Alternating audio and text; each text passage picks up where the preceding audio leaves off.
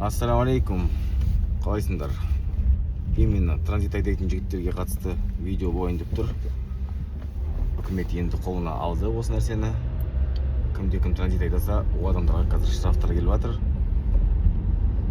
Штраф өшіріліп қалады 2 айдан кейін. Немесе транзитке штраф келмейді. Ол болса әңгіме, бәрі далбаса. Немесе біреу айтса сізге осыншама ақша бермаған, сенің штрафыңды өшіріп беремін базадан.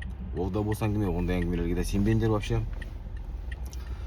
Сол жалпы қазір штраф кімге келіп жатыр? Именно кім границадан өткізді машинаны, сол адамға келіп жатыр штраф.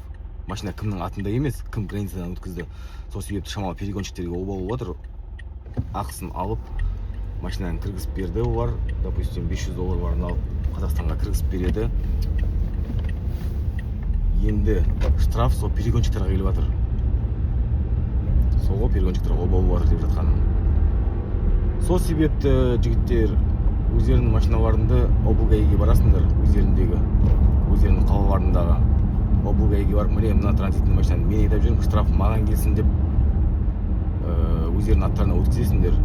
Содан кейін, допустим, сендердің машиналарын нарушать еткеннен кейін уже штраф сендерге келеді. Вдруг сатып жіберетін болсаңдар, ол адамды апарып тоже дәл солай оның атына өткізесіңдер.